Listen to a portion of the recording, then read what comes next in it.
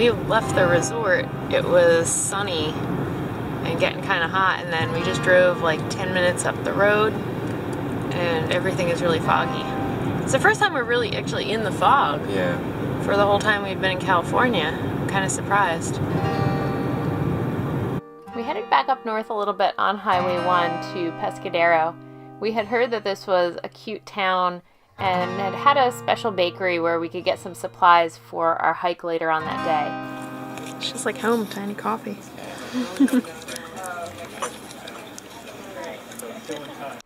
We had read a review online that the local bakery had some awesome artichoke garlic bread. So of course we had to get some, and I was happy to see this sign on the door. And then just down from the bakery, there is a farmer's market every Thursday, so we were able to grab some fruit as well. After we got all our supplies for the hike, we headed back out to the coast and we stopped at one of the many state parks that are right along Highway 1. We were able to enjoy this almost empty beach for as long as we were able to tolerate the constant wind.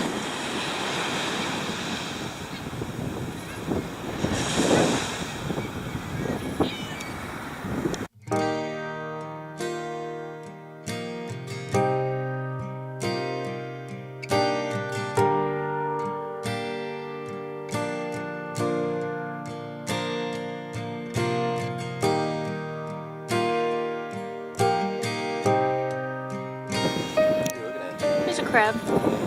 He's like sitting right in the corner of the rock there.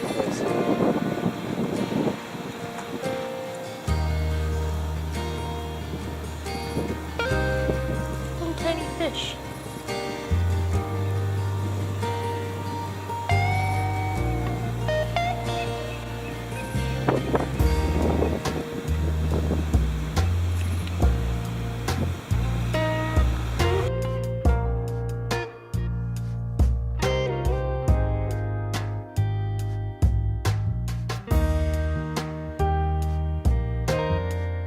The coast of California is a lot different than the coast of New Jersey that we're used to.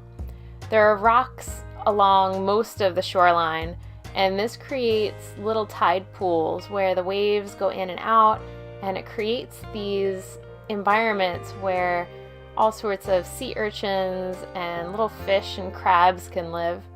And there's a ton of different kinds of seabirds too.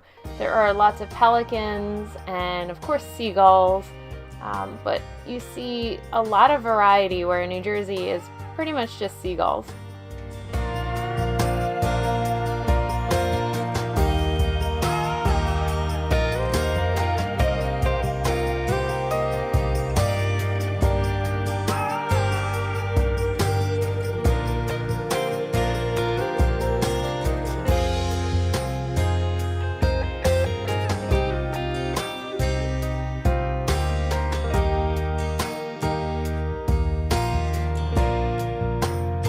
This morning we went to a local bakery and got artichoke and garlic bread and mozzarella and salami for lunch so that we could go hiking and have some food for the trail. And now and then we stopped at the coast and checked out the shoreline a little bit, some tide pools. It was really still pretty chilly and super windy, so I probably won't be able to use any of the audio from that. But it's totally different than the coast of New Jersey, so that was neat to check out. And now we're going into Butano State Park, which is right around the corner from Costanoa, so that we can go for a hike and find some redwoods.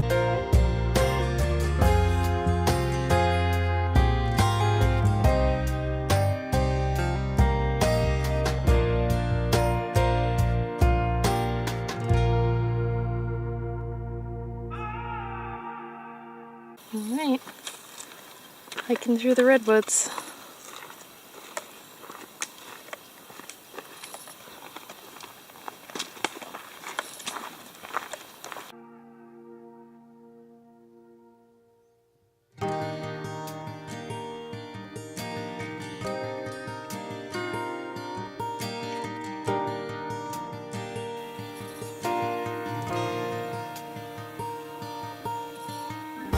Throughout our years of traveling and hiking, We found that we often end up enjoying the state parks even more than the big national parks. Part of this is because they're just not as crowded, and this hike was the perfect example.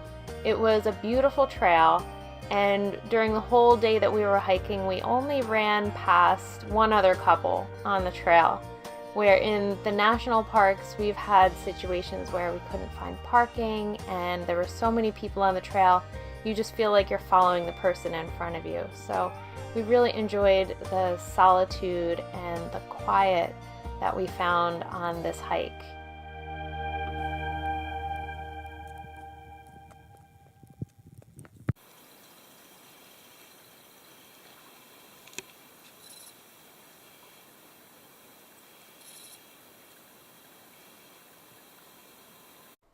After hiking for a while, we started to get hungry and we came across this log that was split right through the trail.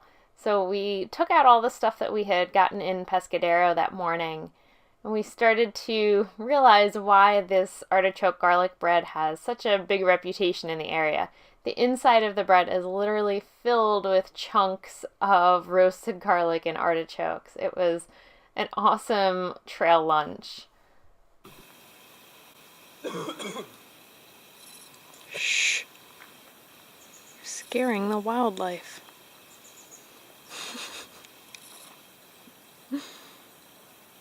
A spot over here where you can see part of the mountain slid down and a tree came down. There's a surprising amount of downed trees. I can only imagine what it sounds like when one of these falls. It's gonna be pretty loud. Alright, yeah. Onward. Yes, I think we're almost back at the car. Yeah.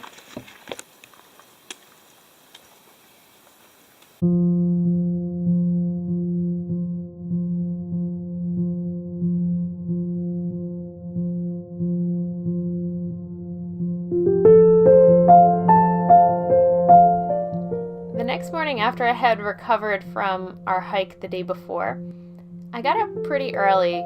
Patrick was still sleeping, and this is kind of our normal routine when we're camping.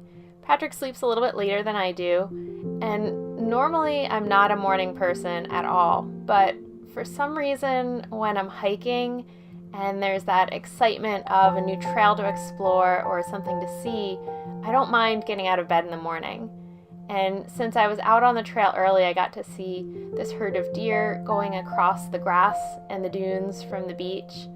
And then once again, I found myself on this deserted beach, able to just enjoy the scenery and walk around wherever I wanted to explore.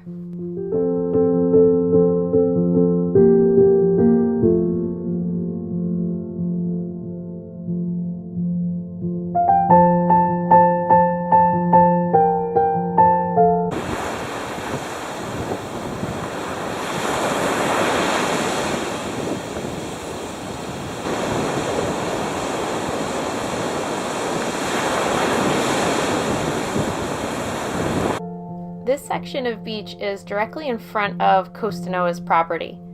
They have their own network of hiking trails, and this one started at the back of the property by the horse stables, goes down to the road and across Highway 1, and then it goes down across the beach and back up to the other side of the property.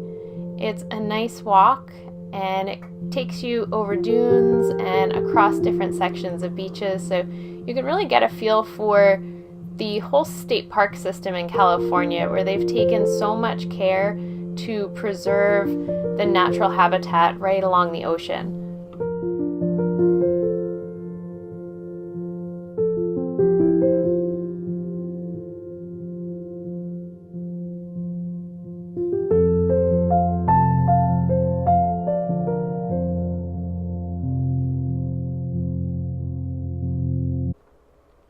Along the trail, there are several different overlook points where you can sit and watch the waves or watch the birds. Here I got to see a group of pelicans that were flying right along the coast.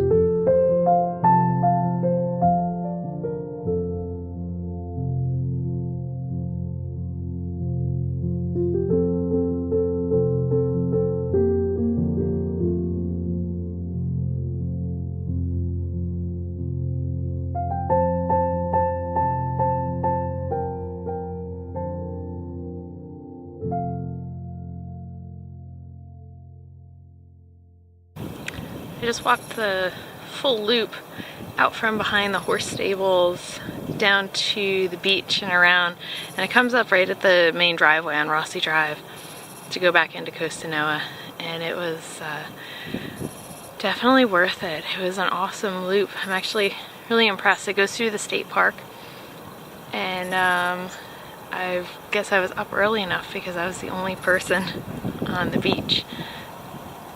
Very windy though. Seems to be the theme of going down to the water here. Very windy.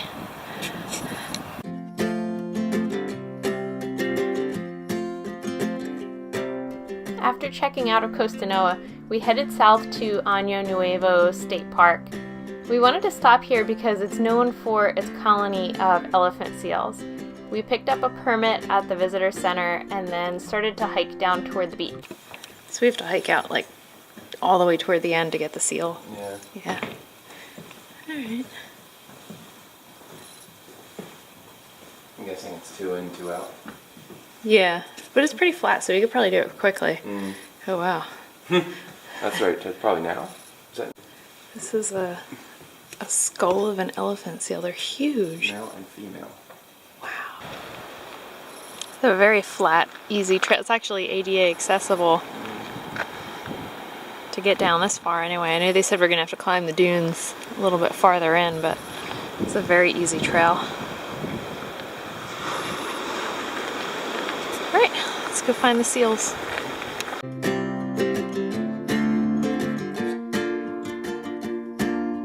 Need the permit to go. Oh, okay.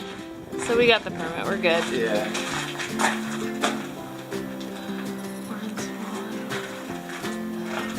Yeah, they are not attractive creatures.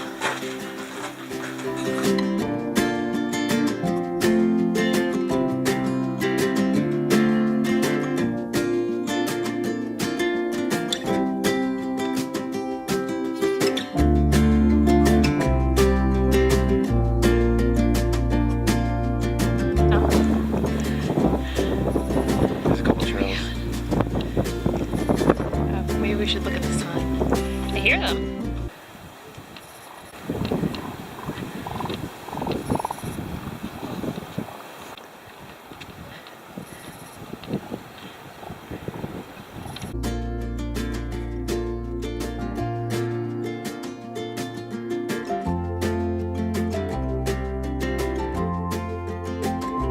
This is good.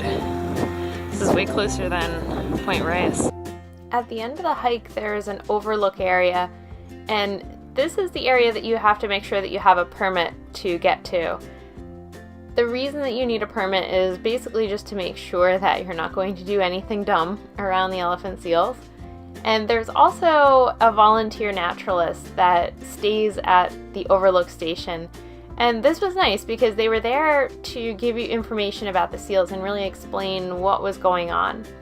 He told us that most of the elephant seals that we were seeing were juveniles, and you could watch them kind of practicing wrestling with each other and fighting. They were getting their skills ready for mating season when they would actually have to go up against the fully grown males in order to be able to win a chance to mate that season.